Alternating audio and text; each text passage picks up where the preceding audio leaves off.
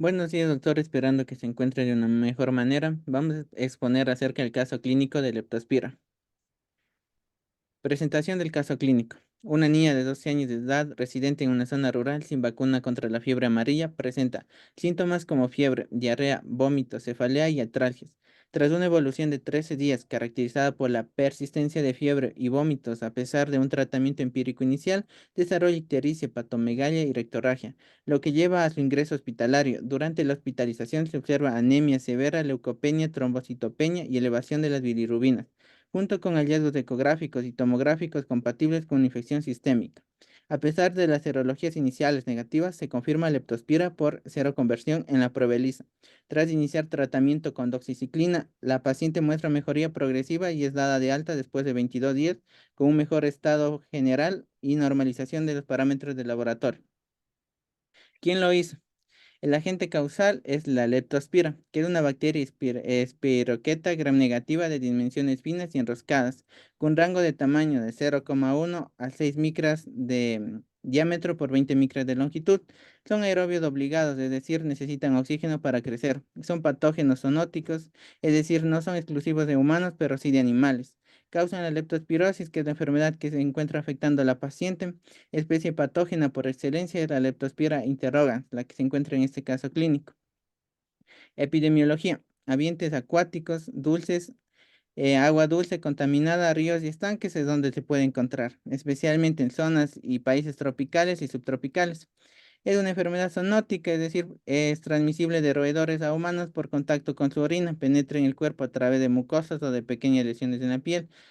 Causa la enfermedad de leptospirosis, que es una enfermedad emergente con gran impacto en la salud pública, especialmente en áreas endémicas y en lugares donde es muy frecuente los desastres naturales. Las poblaciones más afectadas incluyen agricultores, trabajadores de alcantarillado, veterinarios y personal de laboratorio. Patogenia y manifestaciones. La paciente desarrolló leptospirosis después de haber estado viviendo en una zona rural 2 meses antes del inicio de su enfermedad, por un lapso de un mes.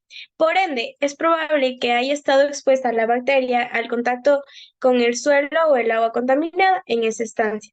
La bacteria puede ingresar al cuerpo humano a través de heridas de la piel, membranas mucosas o por ingestión de agua contaminada. Una vez la bacteria ingresa en nuestro cuerpo, se disemina a través del torrente sanguíneo y puede afectar a varios órganos y tejidos, especialmente al hígado y a los riñones. Los síntomas presentes de nuestra paciente es fiebre, dolor muscular y articular, dolor de cabeza y ictericia, ya que presenta una coloración amarillenta en la piel, malestar general, dolor abdominal, náuseas y vómitos, manifestaciones hemorrágicas, como se presenta como la rectorragia, que la rectorragia es un sangrado rectal. También se observa alteraciones en los análisis del laboratorio que pueden incluir lo que es la anemia, la leucopenia, la trombocitopenia y elevación de enzimas hepáticas como tenemos la TGO y la TGP. Acerca de las complicaciones que puede llegar a tener nuestra paciente, es una insuficiencia renal, una insuficiencia hepática, ya que puede llegar a complicaciones como es una hepatitis o una colestasis. El síndrome de Well, que en sí es una forma grave de leptospirosis, que puede presentarse con ictericia, insuficiencia renal y trombocitopenia, complicaciones pulmonares y meningitis. Diagnóstico. En esta tabla se resumen los métodos diagnósticos que se pueden utilizar, dentro de los cuales encontramos pruebas serológicas. La prueba de ELISA es una alternativa rápida y accesible a la MAT, similar a la MAT. La prueba de ELISA detecta lo que son anticuerpos contra leptospira en sangre. Un resultado positivo con seroconversión entre muestras consecutivas apoya el diagnóstico de la leptospirosis. Esta prueba se utilizó en el caso clínico. También vamos a tener la prueba de aglutinación microscópica o MAT, prueba serológica estándar para la leptospirosis, caracterizada por su alta sensibilidad y especificidad, especialmente en lo que es la fase tardía de la enfermedad. Detecta anticuerpos contra antígenos específicos de leptospira en sangre del paciente. Una seroconversión de al menos 4 veces los últimos iniciales entre dos muestras separadas de 7 a 10 días confirma la leptospirosis. Se puede igual realizar lo que son cultivos. El aislamiento de leptospira a partir de muestras de sangre, orina, líquido cefalorraquídeo es el método Gold Stamp para identificar lo que es la infección durante las primeras 2 semanas de la enfermedad.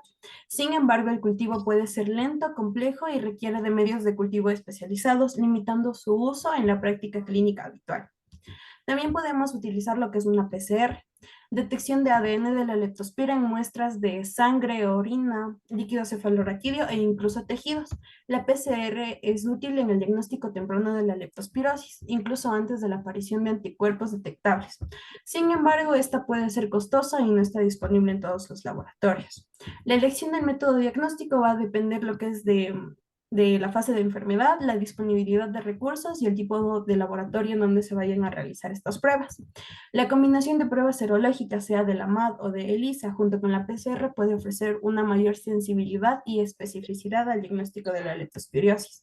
La interpretación de resultados de las pruebas se debe realizar conjunto de la historia clínica, el cuadro clínico que presenta el paciente y otros hallazgos de laboratorio.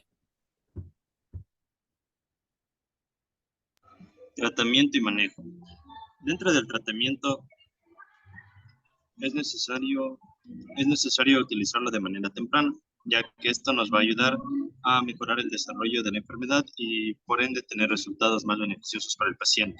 Dentro de los antibióticos más importantes vamos a tener la doxiciclina y la penicilina. En este caso, la doxiciclina se usa dentro de los 5 primeros días y en casos leves a moderados. En este caso, la paciente fue pediátrica y tenía un peso de 66.9 kilogramos. Para este caso, se administró una dosis de 4 miligramos kilogramo día, dando como un resultado una dosis de 267.94 miligramos por día, esto por 7 días. Dentro de la terapia de apoyo y vigilancia tenemos que en un paciente que sufra una lesión renal aguda, vamos a administrar lo que son líquidos y suplementos de potasio. Esto siempre y cuando tengamos un caso en donde no presentemos ni oliguria ni hipocalcemia.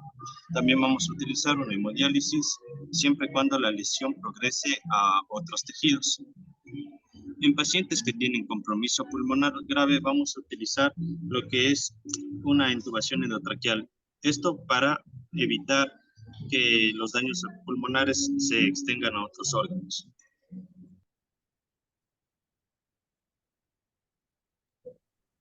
Prevención.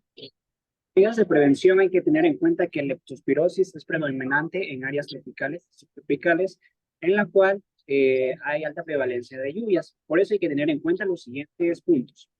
Educación y concienciación pública, es decir, informar a la comunidad como tal los medios de contagio por medio de la leptospirosis y las medidas de prevención adecuadas. Como segundo punto tenemos las medidas de protección personal, es decir, si están a disposición de las personas, comprar guantes impermeables y botas en situaciones de lluvia y evitar cualquier tipo de contacto directo con aguas posiblemente contaminadas. Como tercer punto tenemos el control de vectores y reservorios, es decir, gestionar adecuadamente a los animales de granja, vacunar a los animales domésticos y, ¿por qué no?, implementar un control adecuado de roedores. Como cuarto punto tenemos la gestión ambiental, es decir, mejorar el saneamiento y la infraestructura de drenaje para evitar que se acumule aguas posiblemente contaminadas. Como quinto punto tenemos el diagnóstico y vigilancia, es decir, mantener en monitoreo a las personas con posible contagio para evitar posibles rebrotes. Y sobre todo, prevalecer el diagnóstico y tratamiento adecuado temprano en los centros de salud. Como sexto punto tenemos la profilaxis química, es decir, considerar el uso de doxicilina como medida preventiva ante situaciones de riesgo. Como conclusión, tenemos que los brotes de leptospirosis están vinculadas altamente a las temporadas de lluvia. Por eso es necesario implementar un sistema de alerta temprana para relacionado al ámbito climático y al mapeo de registros en relación a los posibles contagios, para evitar posibles rebrotes. Esto bajo la colaboración de meteorólogos, epidemiólogos y los trabajadores de los centros de salud. También hay que avanzar en el tratamiento adecuado para evitar posibles contagios, esto mediante el análisis y estudio genético del patógeno como del individuo. Y como sexto punto, como último punto, no descartar a la leptospirosis como una medida de contagio, como fiebre de origen desconocido. Muchísimas gracias.